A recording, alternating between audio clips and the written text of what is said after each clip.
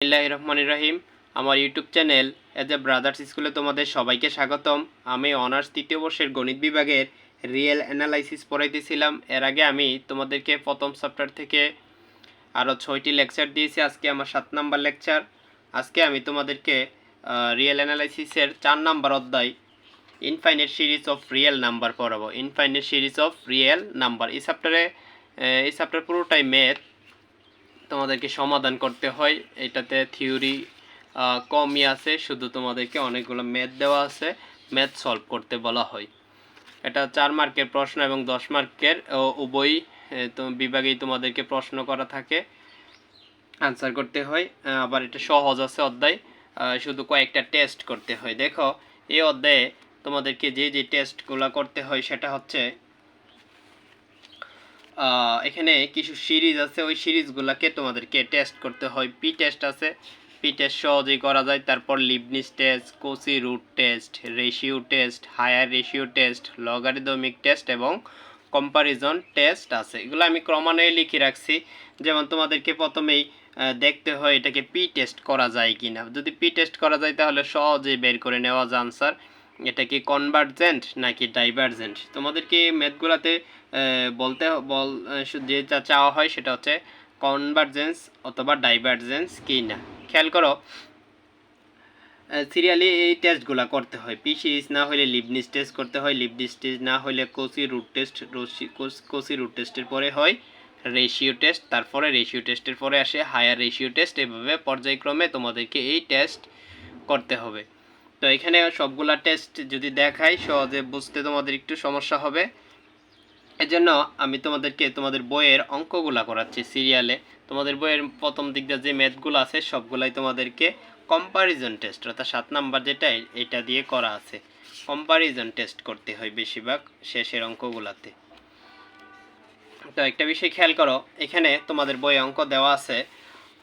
1 নম্বর অঙ্ক যেটা N summation N সমান 1 থেকে infinity n-1 n square plus 1। তো খেয়াল করো এই অঙ্কটা এটা পি টেস্ট করা যাবে না, পি টেস্ট করা যাবে না, লিবনিজ টেস্ট এবং কোনো টেস্টেই পড়বে না, যার কারণে তোমাদেরকে এখন এটাকে কম্পারিজন টেস্ট করতে হবে। তো কম্পারিজন টেস্টটা কি, আমি যখন তোমাদেরকে ম্যাথ করাবো প্রত্যেকটা টেস্ট করতে গেলেই তোমরা অঙ্ক করতে গেলে ওই টেস্ট মূল টেস্টটা কিভাবে করতে হয় সেটা বুঝে যাবে। খেয়াল করো কম্পারিজন টেস্টের নিয়ম হচ্ছে প্রথমে যেই কাজটা করতে হবে সেটা হচ্ছে যেটা আছে সেটাকে ধরে নিতে হয় ইউএন। খেয়াল করো এই যে অংশটা আছে এটাকে ধরে নিতে হয় ইউএন। তো আমি ধরে নিছি, দেখো n-1 n স্কয়ার প্লাস 1 রে ধরে নিছি ইউএন, আর আরেকটা অংশরে ধরে নেব বিএন। তো আর ওই অংশটা কি, ওই অংশটা হচ্ছে খেয়াল করো যেমন এখানে আছে n-1 n স্কয়ার প্লাস 1 আছে।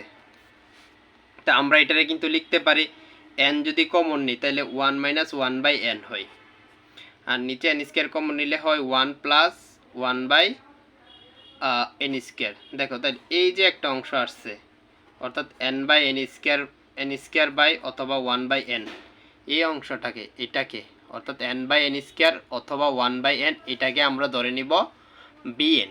খেয়াল করো এটা থেকে আমরা লিখতে পারি সামনের অংশে এই যে এটা কমন নিতে 1/n/n স্কয়ার।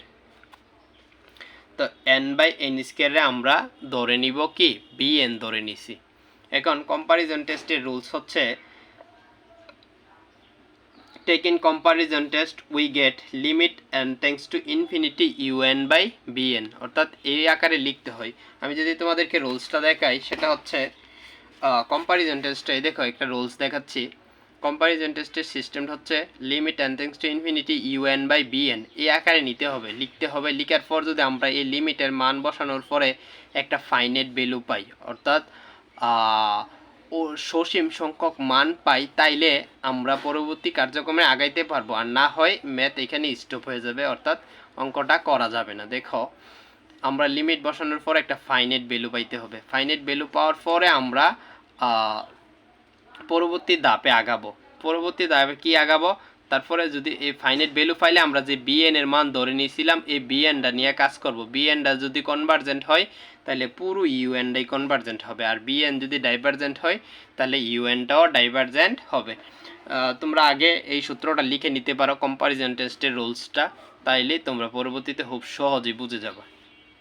এখানে দেওয়া আছে কম্পারিজন টেস্টটা। দেখো এখন যে কাজটা করতে হচ্ছে, তাহলে কম্পারিজন টেস্টের নিয়ম অনুযায়ী আমরা কি করছি, limit tends to infinity un/bn লিখলাম, limit tends to infinity un এর মান লিখলাম ভাগ bn, তো ভাগ না দিয়ে গুণ দিয়ে দিছি এবং এই যে bn এর মানটা উল্টাই ফেলছে আর কি, 1/n ছিল n/1 হয়েছে। তো কাটাকাটি করে দেখো এটা যদি গুণ করো n² মাইনাস n হবে, আর এটা গুণ করলে তো এইটাই থাকবে। পরে এই দুইটা থেকে কমন নিছি কি n² কমন নিলে 1 মাইনাস 1/n 1/n হবে, আর এদিকে থাকবে কি n² কমন নিলে এই নিচের থেকে n² কমন নিলে 1 মাইনাস এদিকে থাকবে 1/n²। খেয়াল করো আমি উপরে n² কমন নিছি, নিচেও n² কমন নিলাম। তারপরে খেয়াল করো যেটা হয়েছে সেটা হচ্ছে n² কাটা, তাহলে কি থাকবে 1 মাইনাস 1/n 1 মাইনাস 1/n, আর নিচে থাকবে 1 প্লাস 1/n², 1 প্লাস 1/n²। এখন যদি n এর মান ইনফিনিটি বসাও, দেখো সামথিং বাই ইনফিনিটি মানে কিন্তু 0, তাহলে 1 মাইনাস 0 1 প্লাস 0 হবে, এটাও 0 হবে, এটাও 0 হবে, তাহলে 1/1 মানে 1। তাহলে একটা ফাইনাইট ভ্যালু পাইছি, তাহলে আমরা এখন এই bn নিয়ে কাজ করব। আমরা যে bn, দেখো এই ফাইনাইট ভ্যালু পাইলেই তুমি ম্যাথটা করতে পারবা, আর না হয় অঙ্ক এখানেই স্টপ হয়ে যাবে। দেখো এই bn সমান কি ধরছি 1/n। দেখো তাহলে নাও n সমান 1 থেকে ইনফিনিটি bn সমান সামেশন n সমান 1 থেকে ইনফিনিটি 1/n। আমরা ওই সময় bn সমান শুধু 1/n ধরছিলাম, তো সামনে আমরা সামেশন নিয়েছি, এবার এক্ষেত্রেও সামেশন নিয়েছি। এখন আমরা কম্পারিজন টেস্টটাকে পি সিরিজের সাথে কম্পেয়ার করব। পি সিরিজের সাথে কম্পেয়ার করে এই যে আমরা তো এটা পেয়ে গেছি, এটা যদি ডাইভারজেন্স হয় এটার নাম bn, এই bn যদি ডাইভারজেন্ট হয় তাহলে unটা ডাইভারজেন্ট হবে, পুরো ম্যাথটাই হবে কি ডাইভারজেন্স। আর যদি bn কনভার্জেন্ট হয় তাহলে পুরো অঙ্কটাই হবে কনভার্জেন্ট, কারণ এই পুরো অঙ্কটা তো আমরা un ধরে নিছি, un হবে কনভার্জেন্ট। তাহলে bn এর সাথে আমরা কম্পেয়ার করে ম্যাথটা করব। এখন দেখো কম্পারিজন টেস্টটা কি আগে বুঝে নাও।